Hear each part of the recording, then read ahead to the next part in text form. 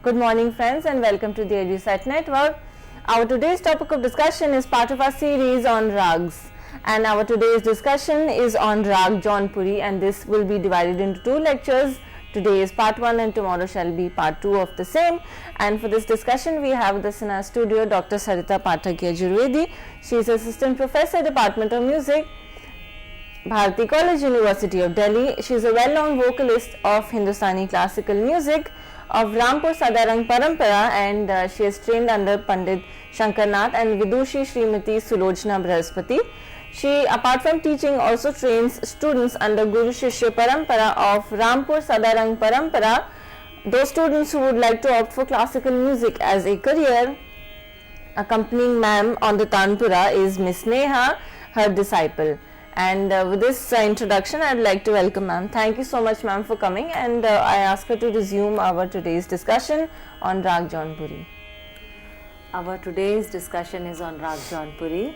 राग जौनपुरी जो है वो सूबे का गाए जाने वाला राग है और बहुत ही सुंदर, बहुत ही मधुर राग है। चलिए इस राग के बारे में जानकारी लेते हैं। राग जौनपुरी जो है वो आसावरी थाट का राग है, यानी आसावरी परिवार से जो है उसका जन्म हुआ है। जब हम रागों को थाटों के अंतर्गत हम लेते हैं तो उसमें हम ये देखते हैं कि राग में कौन से स्वर प्रयोग हो रहे हैं, उन्हीं के आधार पर हम उसको अमुक थाट में हम उसको डालते हैं। और पंडित भातखंडे जी ने जैसे दशविध राग वर्गीकरण के अंतर्गत 10 थाटों का बताया है, उसमें आसावरी नाम का एक थाट है। और इस थाट की खासियत है कि इसके अंतर्गत आने वाले जो राग है उसमें ग ध्वनि कोमल रहते हैं। तो राग जौनपुरी जो है वो भी आसावरी थाट के अंतर्गत आने वाला राग है। इस राग में गंधार, धैवत और निषाद ये तीनों जो हैं ये कोमल लगते हैं। राग जौनपुरी जो है उसकी जाति है षाडव संपूर्ण, यानी आरोह में उसमें 6 स्वर लगते हैं और अवरोह में 7 स्वरों का प्रयोग होता है। तो प्रश्न उठता है कि कौन सा स्वर आरोह में नहीं लगता। आरोह में जो स्वर नहीं लगता है वो है गांधार, यानी जब हम आरोह लेंगे तो हम सारे म प इस तरीके से जाएंगे, हम गांधार को वर्ज करेंगे। परंतु अवरोह जो है वो पूरा होगा, 7 स्वर उसमें प्रयोग होते हैं, इसलिए अवरोह जो है वो संपूर्ण है। तो जाति है इसकी षाडव और संपूर्ण। चलिए देखते हैं कि आरोह और अवरोह किस प्रकार है, किस प्रकार से षाडव जाति के अंतर्गत आता है, कैसे इसको हम कह सकते हैं कि आसावरी थाट के अंतर्गत आता है। इसको जरा गाकर देखते हैं।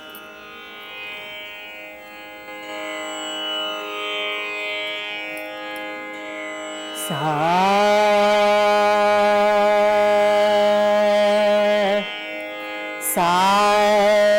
रे मा पा धा नी सा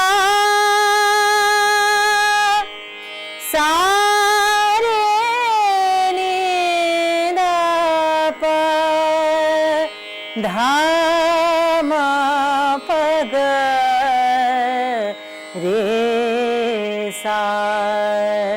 यानी हम जब आरोह में गए तो हमने किस प्रकार से गाया, सा रे मा पा।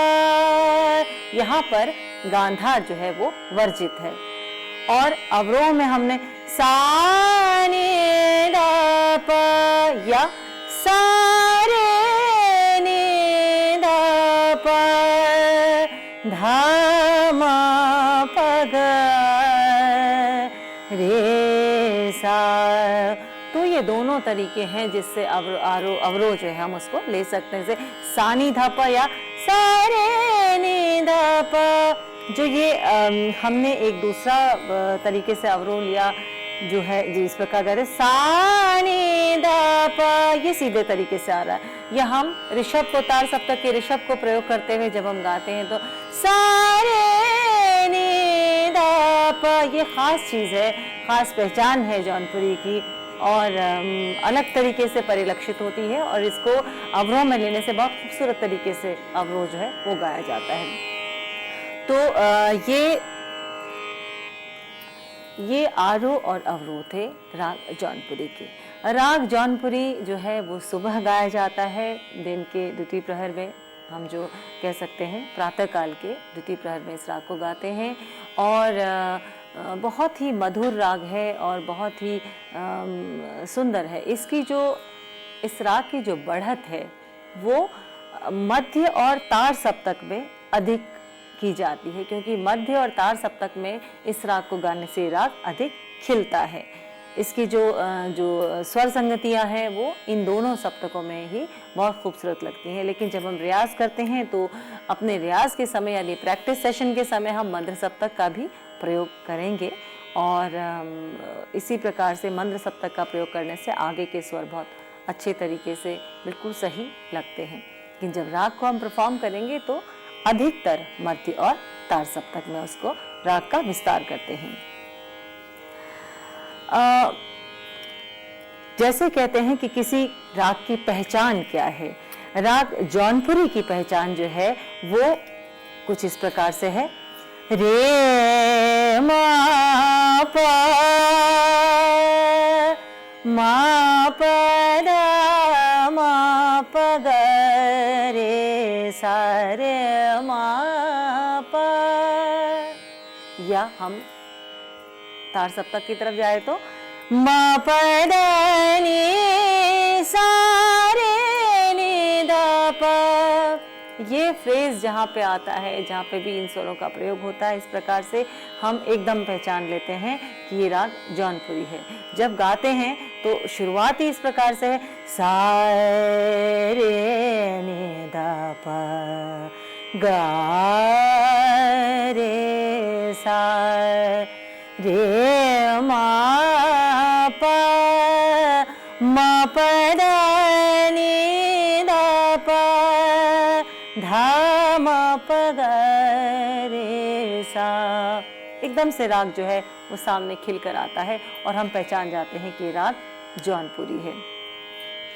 अब इसके वादी और संवादी की बात आती है। राग जौनपुरी का वादी धैवत स्वर यानी ध और संवादी है गंधार यानी ग। तो इन स्वरों का वादी स्वर, जैसे मैंने आपको अपने पिछले लेक्चर्स में बताया है, बाकी रागों की जब चर्चा हुई है उसमें बताया कि वादी स्वर जो है वो राजा है, यानी वादी स्वर का अधिक से अधिक लगाव, अधिक से अधिक उस पर न्यास, अधिक प्रयोग, वो चमकता अलग है राग में। तो इस राग में भी धैवत जो है वो प्रमुख स्वर माना गया है, उसको हम वादी स्वर कहते हैं। तो जब वादी स्वर जो है वो धैवत है तो गांधार जो है उसका संवादी स्वर है। तो दूसरा जो सबसे अधिक लगने वाला स्वर या सबसे अधिक जिस पर न्यास हो वो संवादी, यानी धैवत का संवाद गांधार। तो वैसे भी यदि हम गा कर देखते हैं तो सा रे मा प ग रे सा रे नी दा दा पा दा सा दा दा नी ने सा गा गा रे सा। ये संवाद रे मा प दा मा प दा मा प ग रे सा रे मा प। तो वादी जो स्वर है वो धैवत अलग ही चमकता है, गांधार उसका संवाद अलग ही दिखाई देता है। तो हम ये कह सकते हैं कि जब हम सरगम जो है सारे गा मा पा धा नी, उसको हम दो भागों में बांटते हैं। तो जो पहला भाग है वो पूर्वांग कहलाता है और जो दूसरा भाग है वो उत्तरांग कहलाता है। तो सारे गा मा पूर्वांग हो गया आपका, प धा नी सा जो है वो उत्तरांग। तो हमारा जो वादी स्वर है, क्योंकि उत्तरांग भाग में वादी स्वर स्थापित है, यानी धैवत उत्तरांग भाग से लिया गया है, तो हम कहेंगे ये उत्तरांग वादी राग है। उत्तरांग वादी जो है ये राग जौनपुरी, यानी उत्तरांग जो भाग है इसका, उसमें इसका वादी स्वर उसमें मौजूद है जो कि धैवत है, तो उत्तरांग वादी हम इसको कहते हैं। अब राग जौनपुरी के विषय में विद्वानों ने क्या कहा है, जरा इस पर भी देखते हैं। पंडित भातखंडे जी ने राग जौनपुरी के लिए कहा है कि ये श्रीमल्ल लक्ष्य संगीतम में इसका वर्णन है। यह राग आधुनिक राग स्वरूप यवन यानी मुस्लिम कलाकारों द्वारा रूपायित किया गया है, ऐसा उन्होंने श्रीमल्ल लक्ष्य संगीतम जो उनका एक ग्रंथ है उसमें उन्होंने स्पष्ट रूप से कहा है। राग जौनपुरी के बारे में आगे सूत्र में पंडित भातखंडे जी ने कहा है, आसावरी सुमेलोत्था जौनपुरी गुणिप्रिया सुल्तान हुसैनेन निर्मितेयमिति प्रथा। यहाँ पर एक बात आती है कि सुल्तान हुसैन शाह शर्की, इनका नाम राग जौनपुरी से जोड़ा जाता है। वास्तव में 15वीं शताब्दी, हम भारत का इतिहास देखते हैं, 15वीं शताब्दी के आसपास जो है जौनपुर में सुल्तान इब्राहिम शर्की जो है वहाँ के जो बादशाह थे वो हुए, और उनके समय में उनका जो दरबार था वो विभिन्न कलाकारों से, विद्वानों से, कलाविदों से जो था वो सुशोभित था। उस समय उनके ही जो वंशज जो हैं वो सुल्तान हुसैन शाह शर्की, उनको माना जाता है, और वो उनके समय में ऐसा कहा जाता है कि उन्होंने जौनपुरी राग जो है उसको काफी प्रचलित किया। कुछ लोग कहते हैं कि उनके द्वारा ही निर्मित है राग जौनपुरी, तो ऐसे मत विद्वानों के मिलते हैं कि उनके समय में ये राग बहुत अधिक प्रसिद्ध हुआ। राग जौनपुरी के बारे में आगे और क्या कहा गया है कि धैवतः सम्मतो वादी केश्चित पंचम इरितः गानमस्याः समीचीनम द्वितीय प्रहरे दिने। तो जो कुछ मैं आपको राग जौनपुरी के विषय में बता चुकी हूँ, इससे बिल्कुल स्पष्ट कहा गया है कि इसका वादी धैवत और संवादी जो है इसका वो गांधार माना गया है, और कुछ लोग जो हैं वह पंचम को भी वादी मानते हैं, लेकिन अधिकतर जो मत है वो धैवत को लेकर है, और इसका गायन का समय जो है वो द्वितीय प्रहर है। ऐसा राग जौनपुरी के बारे में कहा गया है। राग जौनपुरी का जो एक नेचर है, या कहें कि राग जौनपुरी को सुनने के बाद किस प्रकार का भाव आता है, वो है मधुर, बहुत ही मधुर और बड़ा ही लोकप्रिय ये राग है। और इसके जो न्यास के स्वर है वो है षड्ज है इसका, गांधार, धैवत क्योंकि धैवत वादी है, और पंचम। इन स्वरों पर न्यास, इन स्वरों पर ठहराव किया जाता है जब राग का विस्तार या राग की आलापचारी की जाती है, राग को बढ़ा जाता है, तो इन स्वरों पर विस्तार किया जाता है। आसावरी थाट के अंतर्गत ये जो राग आता है, तो आसावरी थाट के अंतर्गत एक राग है राग आसावरी, जिसके नाम पे आसावरी थाट है। इससे राग जौनपुरी किस प्रकार से अलग है, बहुत ही मिलते जुलते हैं दोनों राग, और अलग जो है वो किस प्रकार से, देखिए जब हम राग आसावरी की बात करते हैं तो राग आसावरी में भी यही स्वर प्रयुक्त होते हैं, लेकिन अंतर है कि राग आसावरी में हम धैवत से सीधे षड्ज पर जाते हैं, यानी हम कोमल निषाद का प्रयोग जो है वो आरोह में नहीं करते। हम जब उसको गाते हैं तो कुछ इस प्रकार से गाते हैं,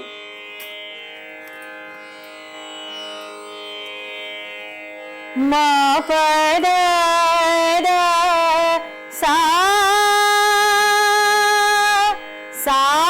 नि द प ध म प ग रे सा, ये राग आसावरी है। रे म प द सा म प द सा नि द प। तो अवरोह में तो हम कोमल निषाद ले रहे हैं, लेकिन आरोह में म प द सा करके सीधे हम इसको गाते हैं। तो ये एक बहुत बड़ा जो है क्या कहना चाहिए कि राग की पहचान जो है, क्या डिफरेंस दोनों में हो सकता है। राग आसावरी में इस प्रकार से प्रयोग होता है, हम जौनपुरी जो गाते हैं तो हम कैसे गाएंगे, सा रे म प द नि सा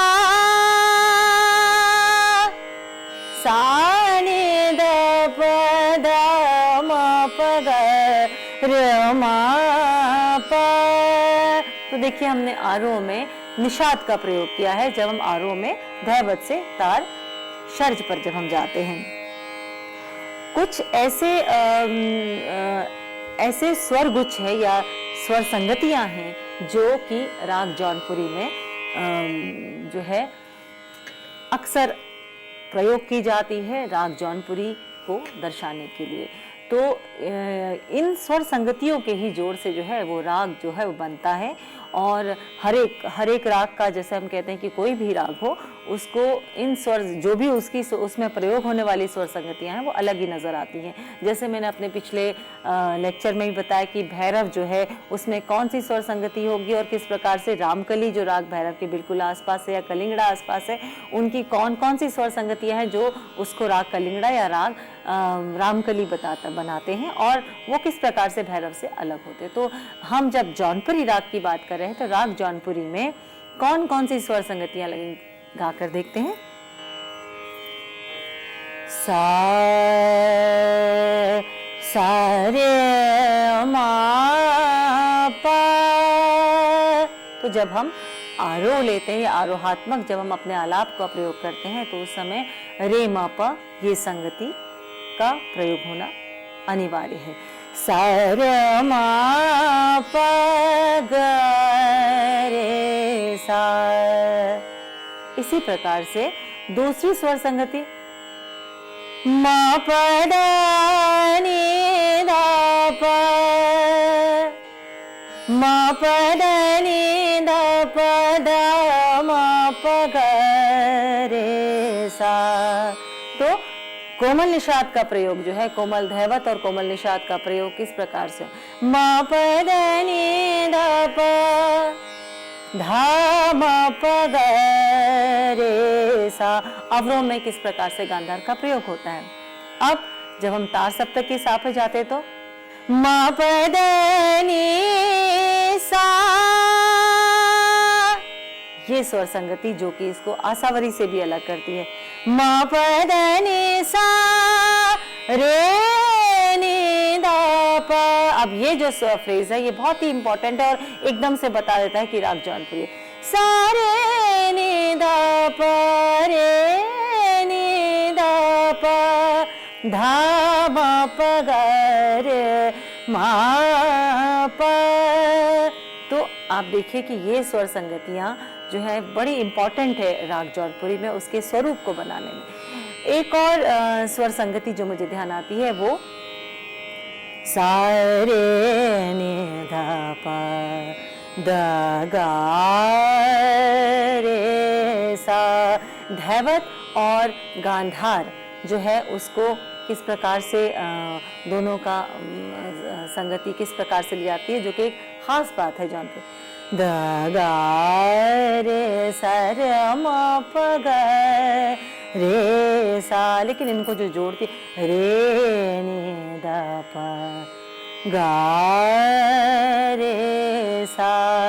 तो मंद्र सप्तक से गांधार को किस प्रकार लाग से किस प्रकार नींद से उसको लिया जाता है ये इस स्वर संगति में आपके सामने प्रस्तुत है। और अब देखिए ये जो अलग अलग स्वर संगतियां हैं इनको जब हम एक साथ गाते हैं तो बनता है राग जौनपुरी।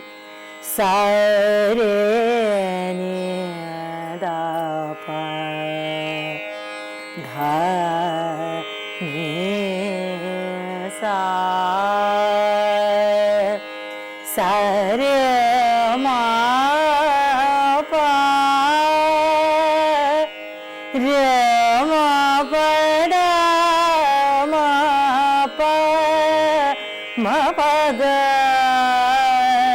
रे सा रे म प द नि द प म प द नि सा सा रे नि द प धा म प मा प ग रे सा। अब देखिए हमने जब हमने गाया राग का, हम एक तरह से कह सकते हैं कि राग का आरोह और अवरोह हमने किया। तो जो स्वर जिस प्रकार से किताबों में बताया जाता है वो तो एक तरह से बिल्कुल आपको बेसिक बताने वाली बात है, जो मैंने आपको शुरू में बताया कि इसका आरोह और अवरोह। लेकिन जैसे मैंने पहले भी कहा कि आरोह और अवरोह से ही तो सिर्फ राग आ नहीं जाता। राग को जानने के लिए वो स्वरों का किस प्रकार से प्रयोग किया जा सकता है, या कौन सी स्वर संगतियां हैं, या किस स्वर संगति के रूप में इन स्वरों का प्रयोग किया जा सकता है, तो वो राग बनकर सामने आता है। तो हमने देखिए आरोहात्मक और अवरोहात्मक दोनों तरीके से आपको इन सभी स्वरों को हमने आपके सामने बताया कि किस प्रकार से ये स्वर इसमें लगते हैं और इस राग का निर्माण करते हैं। अब राग को बनाने के लिए जो है स्वरों को तो मैंने आपको बताया कि भाई ये स्वर इस राग में लगते हैं, लेकिन जिस प्रकार से हमारे शरीर में भी ईश्वर ने एक तरह का बैलेंस रखा है, एक तरह का, जैसे हम कह सकते हैं हमारे 2 कान हैं, 2 आँखें हैं, नाक में जो है 2 नॉस्ट्रल्स हैं, और इससे हम एक बैलेंस्ड वे में हम सुन सकते हैं, देख सकते हैं, सूंघ सकते हैं, और दोनों हाथ हमें दिए, तो हम एक शरीर में एक पूरा बैलेंस ईश्वर ने दिया है। इसी प्रकार से जब बैलेंस वे में जब इंसान पैदा होता है धरती पे, तो हम कहते हैं हाँ भाई ये एक नॉर्मल ह्यूमन बीइंग है, एक नॉर्मल मनुष्य है। इसी प्रकार से राग में भी बैलेंस होना बहुत ज़रूरी है।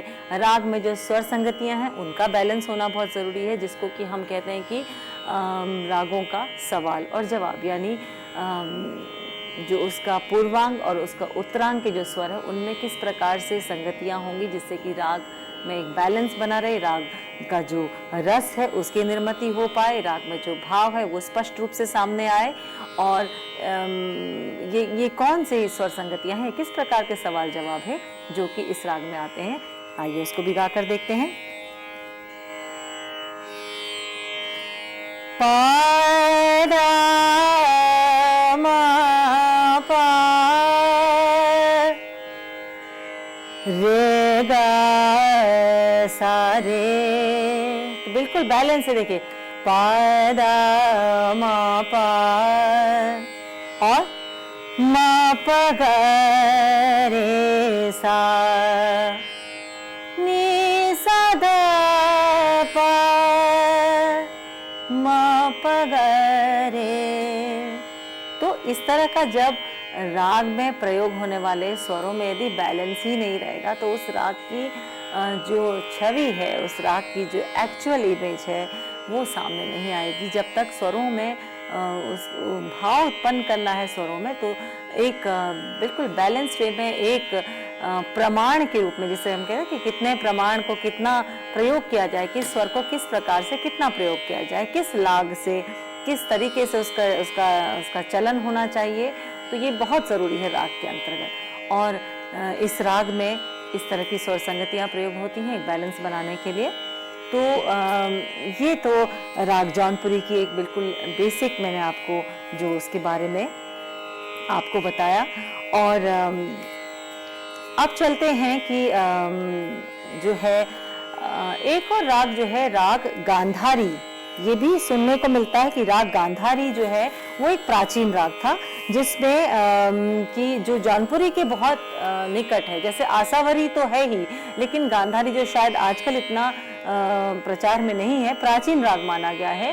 राग गांधारी भी जौनपुरी के बिल्कुल निकट का राग है। और लेकिन उसमें अंतर क्या है कि राग गांधारी में दोनों ऋषभ के जो 2 प्रकार हैं, शुद्ध ऋषभ और कोमल ऋषभ, इन दोनों का प्रयोग होता है। तो राग गांधारी से ये इन दोनों स्वरों के प्रयोग से बिल्कुल अलग डिफ्रेंशिएट किया जा सकता है।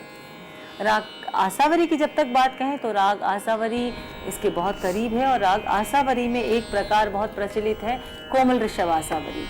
वो कोमल ऋषभ आसावरी जैसे कि उसका नाम ही बताता है कोमल ऋषभ, यानी इसमें कोमल ऋषभ का प्रयोग किया जाता है। तो इस तरीके से कोमल ऋषभ के प्रयोग से वो जौनपुरी से बिल्कुल अलग हो जाती है।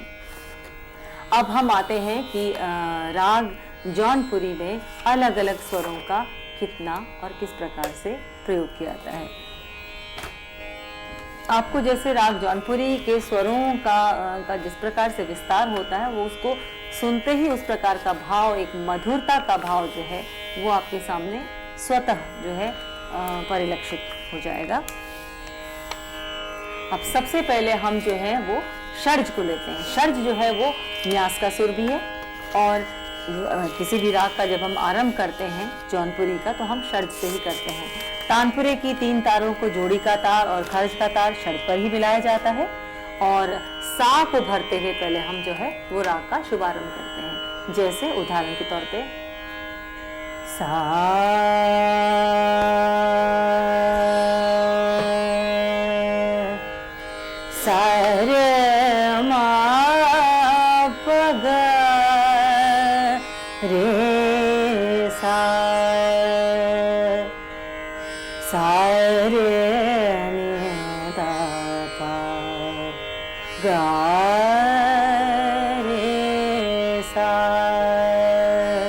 तो आप देखिए कि आलाप की जो विश्रांति है, अल्टीमेटली आलाप जहाँ जाकर विश्राम करता है, जहाँ जाकर समाप्त होता है, वो षड्ज पर ही, यानी राग का शुभारंभ भी षड्ज से होता है, और आलाप जो है आकर जो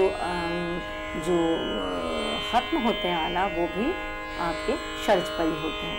तो सा एक बहुत इम्पॉर्टेंट स्वर है, और इस पर खूब ठहराव किया जाता है, स्पेशली जब राग को हम आरंभ करते हैं। सा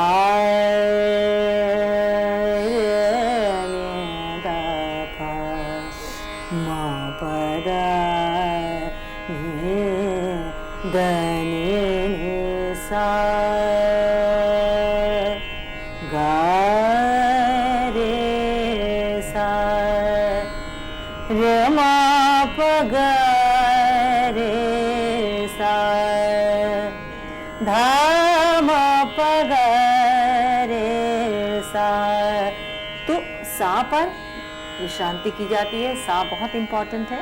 और हम जब सा की बात करते हैं तो हम तार सप्तक के सा पर भी बहुत ठहराव किया जाता है, जैसे मा पद नी सा,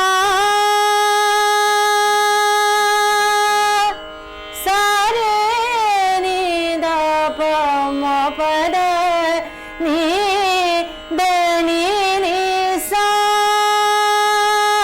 तो आप देखिए कि तार सप्तक के सा पर भी काफी देर तक जो है वो रुका जाता है, और उसके बाद जो है अंतरे के आलाप लेने काफी सुगम हो जाते हैं जब हम तार सप्तक के सा को खूब देर तक भरते हैं। तो सा is also very important note जिसपे कि हम न्यास करते हैं। अब अगला स्वर आता है रे। तो ऋषभ का जब प्रयोग करते हैं तो किस प्रकार से करते हैं? सा रे मा पा, षड्ज और मध्यम के साथ ऋषभ का आरोहात्मक इस प्रकार से प्रयोग। सा रे रे मा मा पा ग रे सा रे मा पा। तो लाग से कैसे? सा रे सा म रे, मध्यम का जो है वो कण लगता है, तो सा रे खड़ा स्वर नहीं, सा रे मा पा ग रे सा। तो जैसे ही ऋषभ लगाया जाता है तो ऋषभ और मध्यम के साथ तो एक झलक आती कि ये भाई राग जौनपुरी है। सा रे मा पा। हाँ, ये जरूर कह सकते हैं कि कभी कभी लगता है कि ये आसावरी तो नहीं है, तो क्योंकि आसावरी ठाट का राग है तो इसमें आसावरी ठाट का मुख्य राग एक तरह से कहा जाए। तो अब अवरोहात्मक हम जब इसको देखें तो प ग रे सा, वहां पे अधिक न्यास नहीं है, लेकिन ग रे सा ऋषभ पर होते ही हम जो है वो षड्ज पर आते हैं। एक और जो है प्रयोग जो है वो ऋषभ के साथ किस प्रकार से? सा रे नी दा प, यानी ऋषभ को अवरोहात्मक लेते हुए निषाद के साथ सा रे नी दा प मा प द नी सा रे नी दा प। तो ऋषभ और निषाद के साथ इसका अवरोहात्मक प्रयोग बहुत ही सुंदर लगता है। एक तरह से ये स्वर संगति जो है वो भी राग आसावरी की एक तरह से पहचान बन जाती है। और हम बहुत अधिक रुकते नहीं है, सारे रे इस प्रकार से नहीं रुकेंगे, हम सारे नी दा पा, या मंत्र में देखें सारे नी दा पा गा रे सा, तो बहुत अधिक इस पे विश्रांति नहीं है, बहुत अधिक न्यास नहीं है, लेकिन it is also one of the important note in raag Jaunpuri. अब हम इसके बाद आते हैं राग गांधार, स्वर गांधार पे। स्वर जो गांधार इसमें यानी ग स्वर जो है वो संवादी स्वर है। ग स्वर जो है उसका संवाद जो है वो धैवत के साथ है। ग बहुत ही इंपॉर्टेंट है। और हम जब गांधार स्वर को प्रयोग करते हैं तो कैसे प्रयोग करते हैं? सा रे मा प ग रे सा। अवरोह में आप देखिए कि गांधार प्रयोग खूब हो रहा है, लेकिन आरोह में गांधार जो है वर्जित है, यानी हम गांधार को छोड़ते हुए उसको लांघते हुए हम जो है वो मध्यम पर जाएंगे।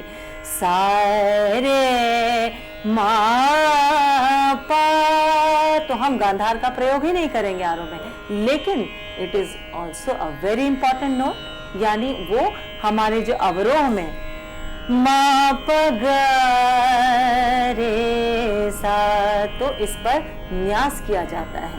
या हम गांधार का प्रयोग कैसे ले सकते हैं? सा रे नी दा पा गा रे सा, पंचम और गांधार की भी संगति होती है। या सा रे नी दा पा मा प दा गा रे सा, धैवत और गांधार की भी संगति इसमें प्रयोग की जाती है। तो आप देखिए कि गांधार कितना भी हम कहें कि आरोह में प्रयोग नहीं होता, लेकिन अवरोह में इसका इस प्रकार से प्रयोग एक बहुत इंपॉर्टेंट है, उसको हम अवॉइड नहीं कर सकते, वो बहुत ही इंपॉर्टेंट स्वर है। और दूसरा इंपॉर्टेंट स्वर इस राग में धैवत के बाद, तो इसको हम राग जौनपुरी का संवादी स्वर कह सकते हैं। अब गांधार का प्रयोग जो है वो इस राग में संवाद के रूप में लिया गया है। तो हम जब अपने आलाप को हम जब लेते हैं तो सा रे मा प ग रे सा, रे मा प ग रे सा। एक बात मैं यहाँ बताना चाहूंगी कि एक है राग दरबारी। राग दरबारी और जौनपुरी के स्वर लगभग वैसे ही हैं, लेकिन राग दरबारी में गांधार पर बहुत एक अलग तरह का आंदोलन किया जाता है उस पर, और वो आंदोलन जो है वो इसको जो है जौनपुरी से अलग करता है। तो क्योंकि दरबारी हमारा विषय नहीं है, जब हम राग दरबारी को लेंगे उस समय हम इस अंतर को जानेंगे। गांधार के बाद आता है स्वर मध्यम।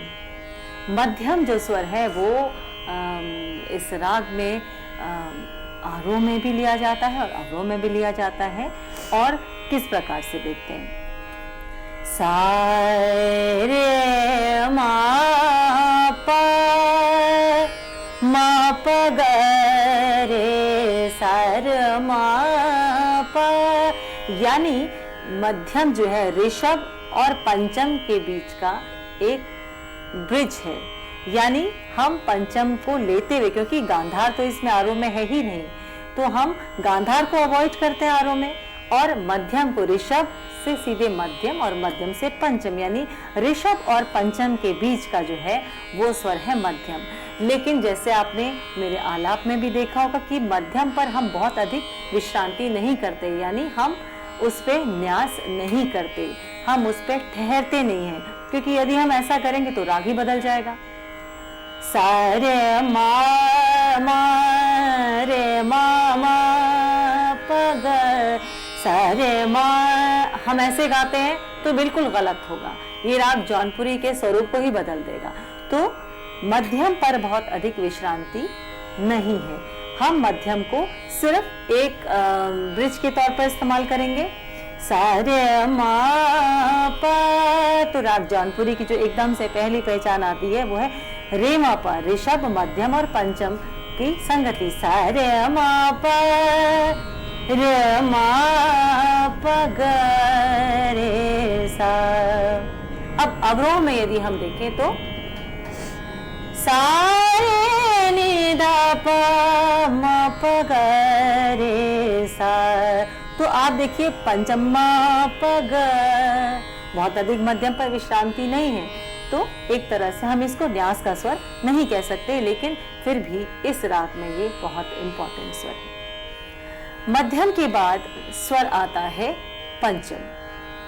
पंचम स्वर जो है, इसमें कुछ विद्वान कहते हैं कि पंचम जो है वो एक तरह से वादी स्वर है, लेकिन अधिकतर मत जो है वो धैवत को ही वादी स्वर मानते हैं।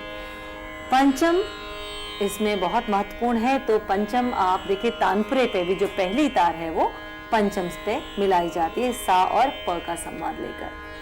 तो पंचम पर विश्रांति है, पंचम न्यास का स्वर है, उस पर रुका जाता है। किस प्रकार से देखते हैं? सा रे म प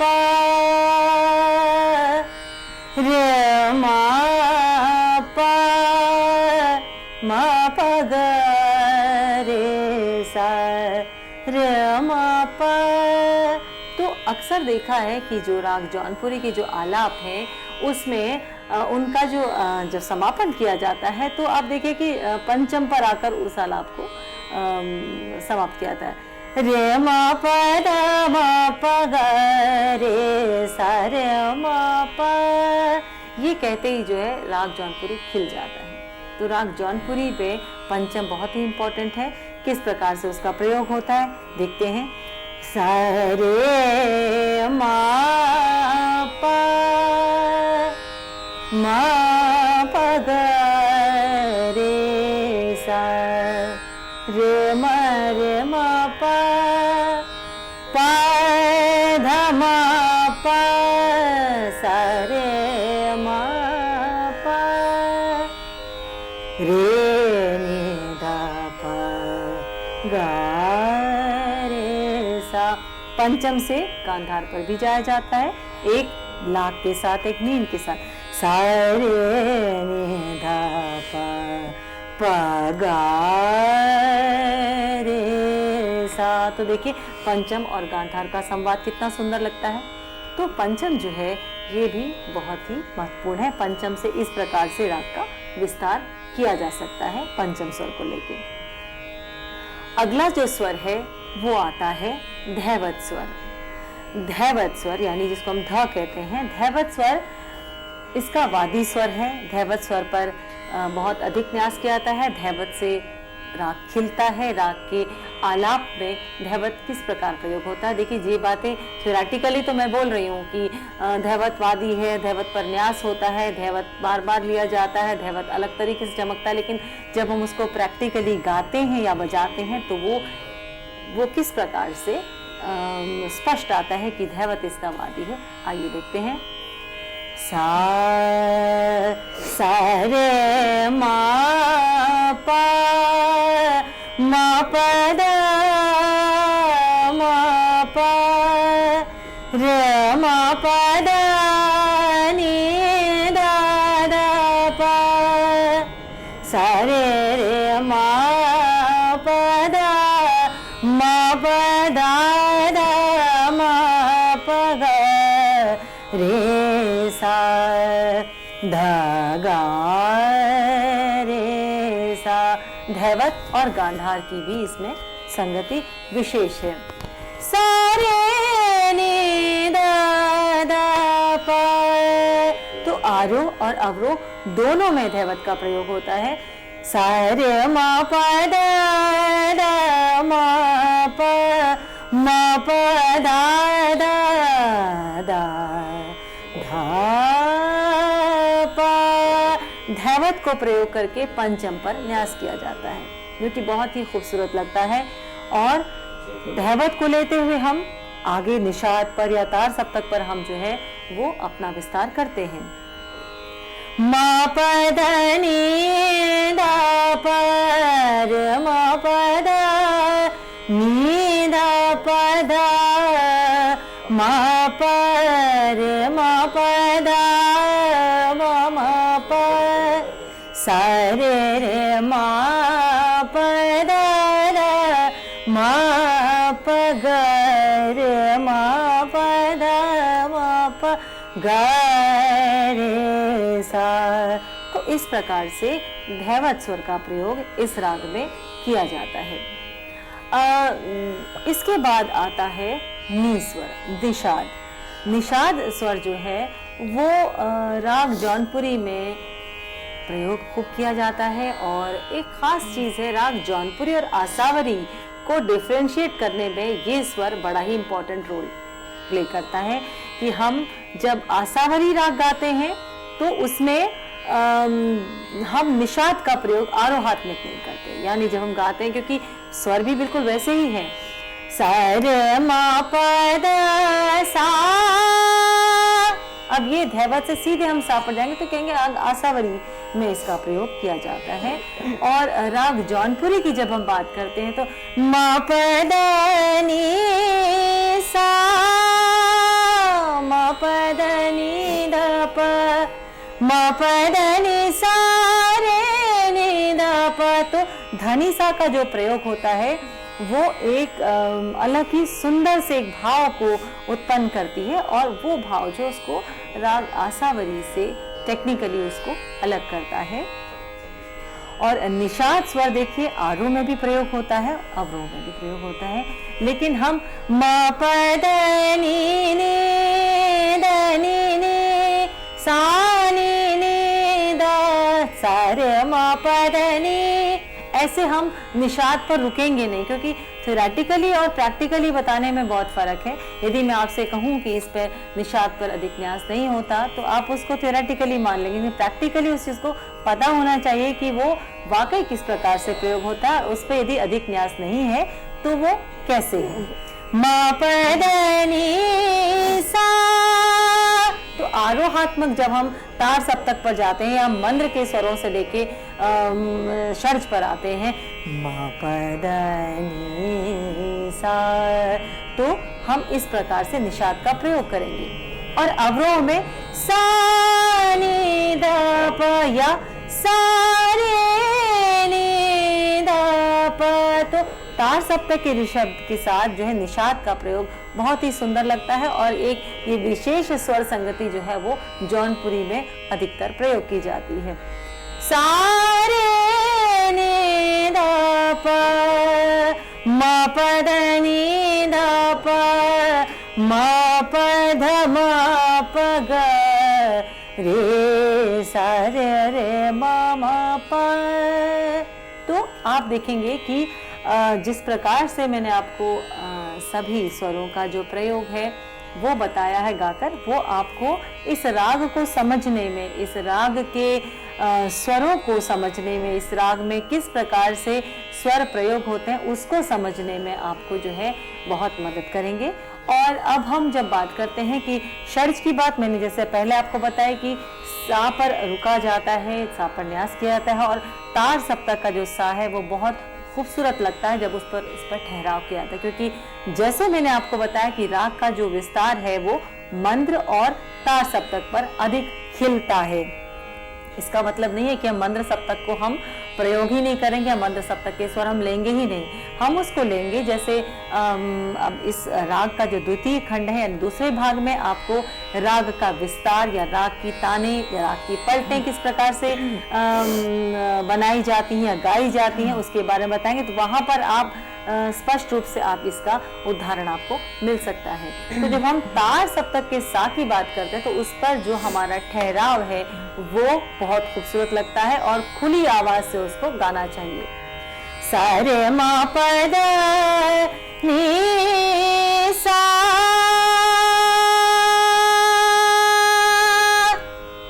यहाँ पर ठहराव, यहाँ पर न्यास जो है वो बहुत खूबसूरत लगता है। और हम जब तार सप्तक के स्वरों को लेते हैं तो ये तार सप्तक के सा पर जो रुकाव या जो न्यास किया जाता है वो एक संबल की तरह होता है कि हम पुनः तार सप्तक के स्वरों को लेकर वापस षड्ज पर आते हैं, फिर मध्य सप्तक से हम जुड़ते हैं। किस प्रकार से, मा प द नी सा, सा रे नी द प प गा रे सा सा रे मा प गा रे सा रे नि द प म प द नि द नि नि सा।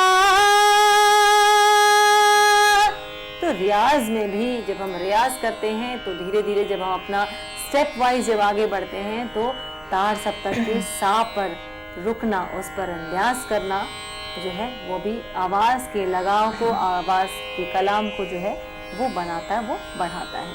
तो ये था राग जौनपुरी। और आपने देखिए आलाप में ही आपने इसके भाव को आपने जो है वो आपको पता चल गया होगा, आपने उसको जान लिया होगा कि किस प्रकार का रस इसमें, मधुरता इसमें है, किस प्रकार का भाव है। इस राग का जो विस्तार है, मैंने जैसे आपको कहा कि मध्य और तार सप्तक में अधिक खिलता है, लेकिन जब हम रियाज करते हैं, जब हम अपनी प्रैक्टिस करते हैं, स्टेज की बात या परफॉर्मेंस की बात नहीं कह रही, जब हम अपना रियाज घर पर करते हैं तो या हम जौनपुरी राग सीखते हैं तो मंद्र सप्तक में भी राग का विस्तार करना जरूरी है ताकि हमारे आगे के स्वर जो है वो मजबूत हों। राग जौनपुरी ऐसा राग है जिसमें कि हर तरह का एक बंदिशें गाई जाती हैं और इसमें विलंबित ख्याल भी मिलते हैं, इसमें द्रुत ख्याल भी मिलते हैं, तराना भी मिलते हैं, इसमें ध्रुपद और धमार ये भी अधिक गाए जाते हैं। क्योंकि जैसे हम कहते हैं कि हमने जैसे इसके थोड़ा बहुत जो इसके इतिहास को जानने की कोशिश की कि इसको सुल्तान जौनपुर के सुल्तान हुसैन शाह शर्की से जोड़ा जाता है इनका नाम, इस राग का नाम। तो इसीलिए शायद इसको राग जौनपुरी कहा गया होगा क्योंकि वो जौनपुर के बादशाह थे। और उस समय जब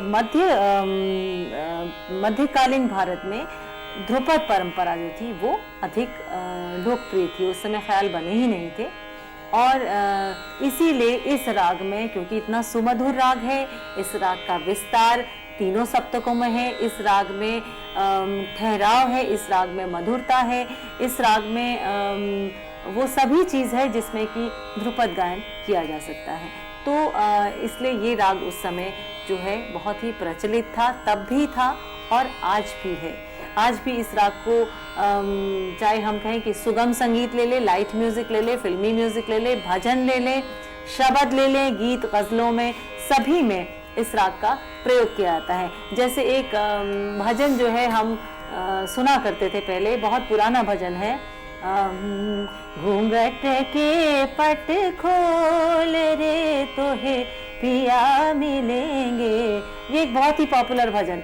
तो इसको देखिए, इसमें राग जौनपुरी के बिल्कुल सारे स्वर जो हैं इसमें झलकते हैं। तो गीत भी, गजल भी, भजन भी, भक्ति भावना भी, श्रृंगार भी इस राग में मिलता है, श्रृंगार रस भी मिलता है। जैसे पायल की झनकार बरनिया, पायल की झनकार बरनिया, झन झन बाजे कैसे मोरी, पिया से मिलन को जाऊं मैं, पायल की झनकार बरनिया। तो इसमें देखिए संयोग श्रृंगार की बात इसमें है। और भक्ति रस की बात करते हैं तो भक्ति रस के भी बहुत से भजन हैं, बहुत से शब्द हैं जो राग जौनपुरी में स्वरबद्ध किए गए हैं। और क्योंकि इसका भाव ही ऐसा है, बहुत ही मधुर, बहुत ही खूबसूरत राग है, तो सभी चीज़ों में जो है इस राग को उपयोग किया जा सकता है, इस राग को लिया जा सकता है।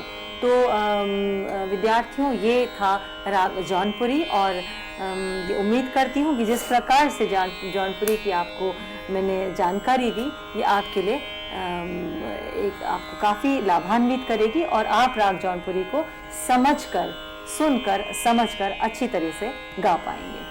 बहुत बहुत शुक्रिया मैम, और नेहा बहुत बहुत शुक्रिया हमारे साथ जुड़े रहने के लिए, बहुत मधुर संगीत सुनाने के लिए मैडम और नेहा। तो मैम, आपसे मैं एक चीज़ पूछना चाहूँगी कि शुरू करते हो तो आपने कहा था कि राग जौनपुरी गाया जाता है, उसका रियाज स्पेसिफिकली सुबह के समय किया जाता है?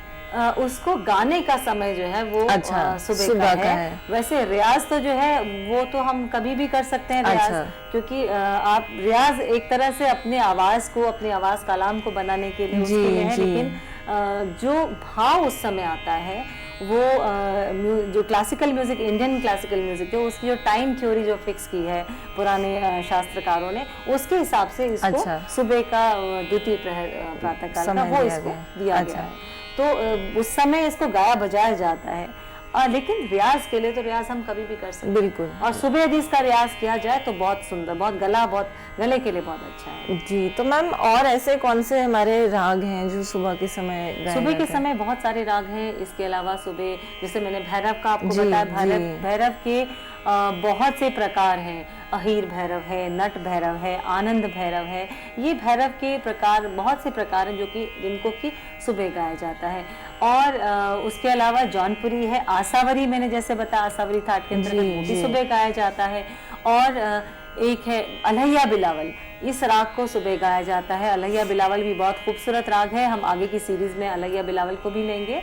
और इसके अलावा आप देखिए कि तोड़ी राग जो है वो भी गाया जाता है। तोड़ी एक बहुत ही गंभीर और बहुत ही शान राग है, और इसको भी सुबह गाया जाता है। और बिलावल के अंतर्गत जैसे हम कहते हैं कि देवगिरी बिलावल, उसको सुबह गाया जाता है। ऐसे बहुत से राग हैं जिनको प्रातः काल में गाया जाता है। जी, और उस समय ये राग अपने कहते हैं ना कि असली स्वरूप में खिलकर सामने आते हैं। तो इसीलिए ये समय सिद्धांत जो है इन पर लागू किया जी, बिल्कुल बिल्कुल। बहुत बहुत शुक्रिया मैम उसके लिए। और जैसे कि मैम आपने बात की, आपने कई स्वरों की बात करी, राग जौनपुरी के साथ साथ कई स्वरों की बात करी, तो मैम इसमें कुल कितने स्वर हैं? मैंने जैसे बोला कि इसको आरोह में जब हम असेंडिंग ऑर्डर में जाएंगे तो हम 6 स्वर लेंगे। यानी असेंडिंग ऑर्डर में हम गंधार को ओमिट कर देंगे, गंधार को प्रयोग ही नहीं करेंगे। तो इसका मतलब सा रे म प ध नि सा, ये 6 स्वर बच गए। अच्छा। लेकिन अवरोह में हम जो है 7 स्वर का प्रयोग करेंगे। सा नि धा प म ग रे सा, ये 7 स्वर अवरोह में प्रयोग होते। तो टोटल देखा जाए तो 6 आरोह में और 7 अवरोह में। तो इसीलिए इसकी जो इसको कैटेगराइज किया गया है जाति, तो वो षाडव संपूर्ण। एक संगीत में औडव, षाडव और संपूर्ण 3 कैटेगरीज है। औडव मतलब जिसमें 5 स्वर प्रयोग होते हैं जिस राग में, षाडव जिसमें कि 6 स्वर, और संपूर्ण जिसमें कि 7 स्वर। तो इसकी कैटेगरी क्या हो गई, इसकी षाडव संपूर्ण। यानी आरोह में इस षाडव संपूर्ण कहते ही एकदम से पता चल जाए कि भाई कोई एक स्वर जो है वो आरोह में प्रयोग नहीं हो रहा है। वो हमने आगे जब राग की जानकारी लेते तो हमें तब पता चलता है कि इसमें गंधार नहीं है। जी। तो ये इसके स्वरों की बात है। जी, तो जैसे जो लोग संगीत सीख रहे हैं या जो सीखना चाहते हैं, तो क्या हम उन्हें बता सकते हैं ये राग सीखने में कितना समय लगता है या कितना इसका रियाज करना चाहिए? राग जौनपुरी जो है ये शुरू के रागों में ही सिखाया जाता है। और क्योंकि देखिए जैसे मैंने पहले ही बताया कि भैरव और एमन की तालीम जो है वो कई सालों तक दी जाती है एक अच्छा स्ट्रॉन्ग बेस बनाने के लिए। तो राग जौनपुरी उसके बाद के रागों में सिखाया जाता है, ताकि एक भाव जो है, इसका भाव बिल्कुल अलग है। भैरव गंभीर है, सुबह के रागों में जाए तो भैरव गंभीर राग है और शांत है, उसकी एक अलग ही उसका भाव है। तो जौनपुरी मैं एकदम नहीं कहूँगी कि गंभीर राग है, मैं ये भी नहीं कहूँगी कि बहुत अधिक शांत है या शांत राग है। इसमें मधुरता है, इसमें एक अलग तरह से थोड़ा चमकता है ये राग। तो सुबह के रागों में राग जौनपुरी जो है, नहीं तो हम सपोज करो हम कुछ सोच समझ कर, मुझे ऐसा लगता है कि ये बनाए गए होंगे रागों को। जैसे हम छोटे बच्चों को गाना सिखाते हैं या नए विद्यार्थी जो गाना सीखते हैं उसको यदि हम सिर्फ भैरव की तालीम तो चल रही है, साथ साथ इन रागों की तालीम देंगे तो उसको कुछ नया, कुछ डिफरेंट भी लगेगा, उसको अलग रसों से भी वो वाकिफ होगा, अलग भाव के राग भी जो है उसको पता चलेंगे कि और भी भाव से युक्त राग है, उनको भी सीखा जाए। तो रही बात समय की, समय तो देखिए रागों की बात करें तो लाइफ लग जाती है, लेकिन हाँ एक बेसिक नॉलेज के लिए इस राग को भैरव सीखने के बाद आसानी से इस राग को सीखा जा सकता है। इसमें बहुत अधिक समय नहीं लगता, बस राग की ये पता चल जाए कि राग की किस प्रकार से बढ़त है, जो कि मैं मेरे इस लेक्चर में मैंने बताया कौन से स्वर कैसे प्रयोग हो रहे हैं, और मैं अगले लेक्चर में बताऊंगी कि किस प्रकार से आलाप और किस प्रकार से तान ली जाती है। तो ये चीजें जानने के बाद बहुत आसान हो जाता है कि राग का कैसे विस्तार किया जाए, क्योंकि बंदिश तो आप सुन के भी बुक्स में नोटेशन देख के भी गा सकते हैं, लेकिन मेन है कि किस प्रकार से राग को एक्सप्लोर किया जाए, कैसे उसका प्रोग्रेशन कैसे हो, तो ये चीज है इसमें। जी बिल्कुल, बहुत बहुत शुक्रिया मैम। तो दोस्तों, जैसे कि मैम ने आज डिस्कस किया राग जौनपुरी, और उसका दूसरा भाग हमारे कल के लेक्चर में डिस्कस किया जाएगा। तो क्योंकि हमारे लेक्चर का समापन का वक्त आ गया, हम मैम को थैंक यू बोलेंगे आने के लिए, हमारे साथ जुड़ने के लिए। Thank you so much Neha for coming, and beautiful renditions by both ma'am and Neha. Thank you so much. Viewers, have a wonderful day ahead.